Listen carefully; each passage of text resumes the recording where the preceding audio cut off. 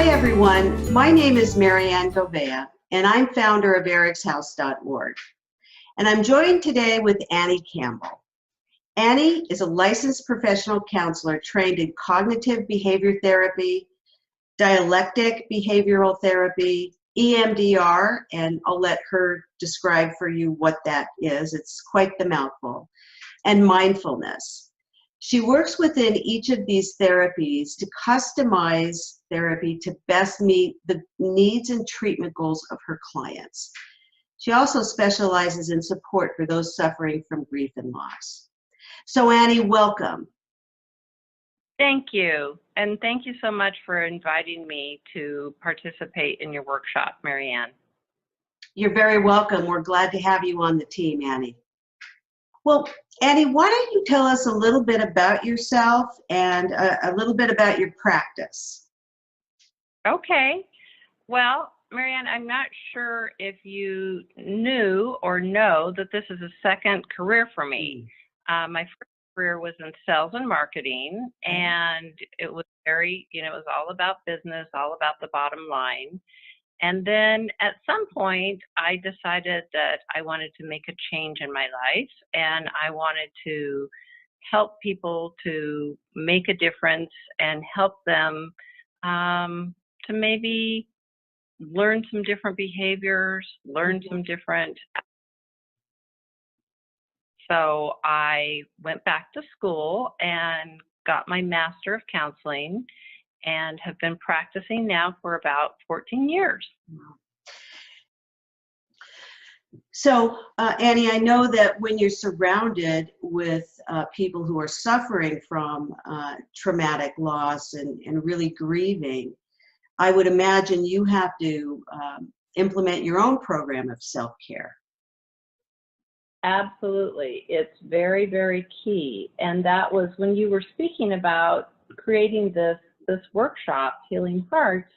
That was one of the things that really excited me, Marianne, because it's so crucial about how we take care of ourselves.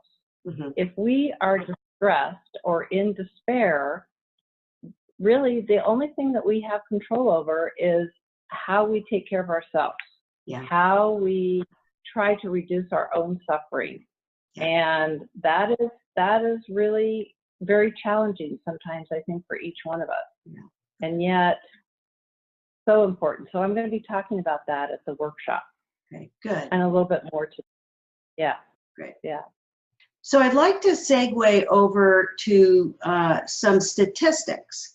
Now, our workshop is focused on, traumatic loss. Which, of course, there are a variety of definitions for that, but traumatic loss, including suicide and addiction. And I know you and I were sharing some statistics around both those types of losses, and I just wanted to start with some statistics around suicide. Surprisingly, suicide is the 10th leading cause of death in the United States. There are almost 45,000 deaths every year, and that equates to 121 suicide deaths every day, which I think is an alarming number. And we know that the numbers continue to climb. And what's even more alarming is that for every one death, there are 25 attempts. And I know that you shared with me earlier in the week some statistics around overdose deaths. So in 2016, there were over 65,000 overdose deaths, just in the United States.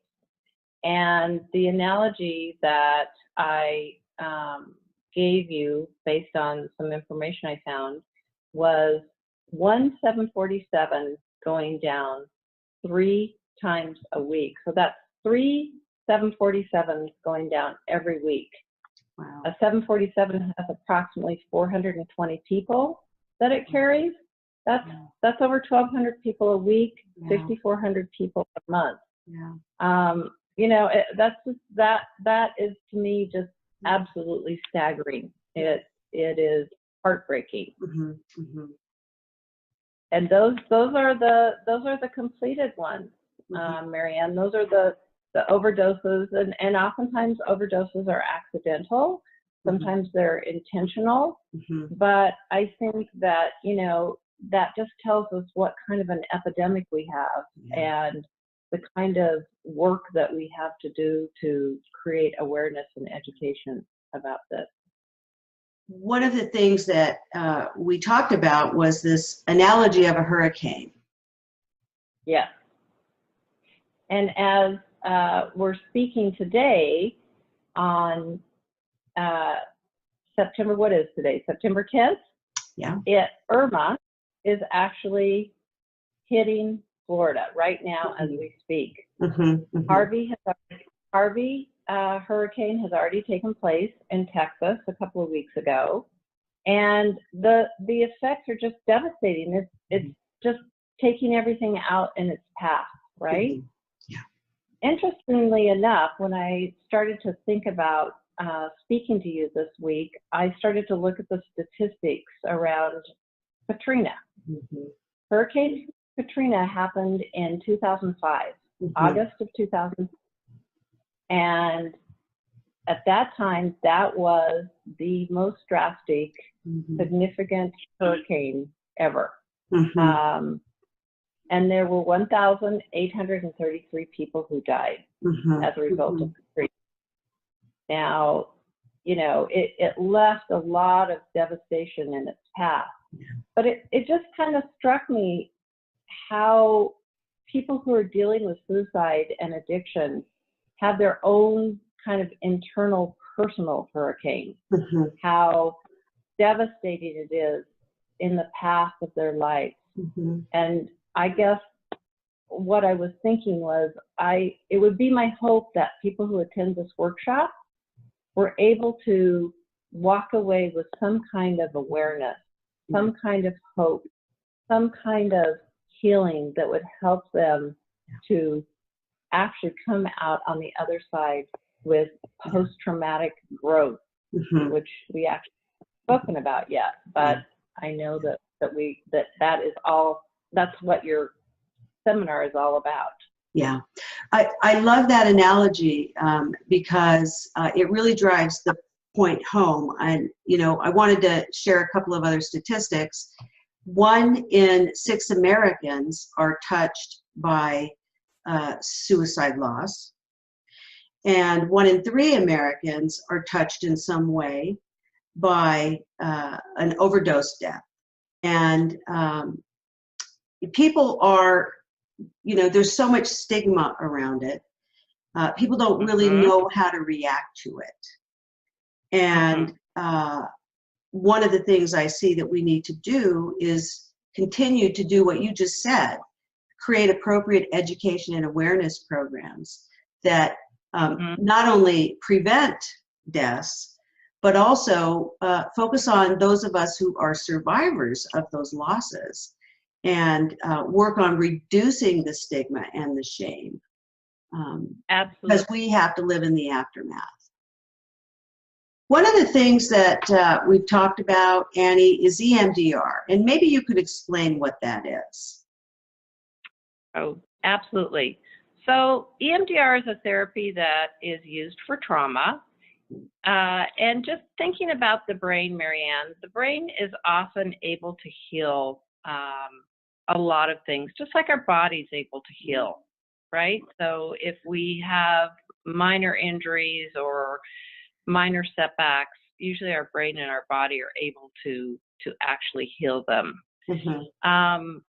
However, with such a traumatic loss that we're talking about in this workshop, and just to take a minute to one of the definitions of traumatic loss is significant, unexpected crisis, and, you know, huge intentional harm to the body. That's the traumatic loss that we're talking about. When this kind of trauma happens for people, the brain gets completely overloaded.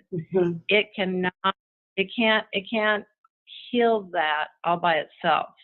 The brain, in fact, freezes, and it tends to just kind of take that really difficult situation and isolate it and kind of freeze it into a space that gets locked. Mm-hmm. One of the beautiful things about EMDR is that it allows the brain to begin to process things. And EMDR stands for eye movement desensitization reprocessing. I know that's a mouthful, Yeah. but if you think about it in terms of REM sleep, so rapid eye movement, which happens when we're asleep, that's one of the ways that the brain actually heals itself, is through sleep. EMDR therapy, you're completely awake, but you are going back into a difficult memory. So there's one foot in the past and there's one foot in the present. It allows in a very kind of natural way to help people to move away from the post-traumatic stress disorder into a more post-traumatic stress growth. Mm-hmm. Yeah. Yeah. In my grief recovery journey, it was suggested by my grief counselor that I try EMDR, and it was extremely helpful for me. I mean, it was painful to get through, but once I got through it, I felt very much like a new person again. So I'm really I know that you're going to be talking about EMDR at our workshop, and I'm really looking forward to that. Absolutely. I really appreciate and love EMDR therapy for my clients because it allows them to move through really difficult processes and start to demagnify this very, very traumatic loss. Yeah. Mm-hmm. Our workshop is coming up in 4 weeks. And yes, it is. Perhaps you could give our viewers a sneak preview of what you're going to talk about. Okay, absolutely. Well, as we mentioned, we are going to be talking about distress tolerance, which is really, stress tolerance equates to self-care. Okay. It's all about, talking about some different ideas and techniques for people that they can do in, their own homes, their own privacy, even in public, that don't require, any extra added equipment. Mm-hmm. But helping them to find some ways to take care of themselves. Mm-hmm. I'm going to be talking about a butterfly hug, which you'll have to stay posted for that. That's a very nice, self-soothing. And I'm also going to be talking about, how you share in present day conversations about your loved one, how you bring your loved one up in the present moment and really celebrate them and remember them. That's really helpful because for those of us who have lost a loved one to this type of a traumatic death, nobody really ever wants to talk about your loved one. Nobody wants to say their name. It's awkward. And so I think by you sharing some tips for doing that in the workshop will be very, very helpful. Mm-hmm. I'm really looking forward to it. It just kind of really fills up my heart, Marianne, to be able to share things. Absolutely. Well, we're really looking forward to having you, Annie. And for our viewers, we hope that you join us on October 13th and 14th. It'll be a spectacular week of hope, help, and healing. And we have a great lineup of speakers, and the weather's going to be great. Thank you so much for your time, Annie. And for our viewers, for more information on the Healing Insights, Healing Hearts workshop, you can visit www.ericshouse.org. Thank you very much for joining us today.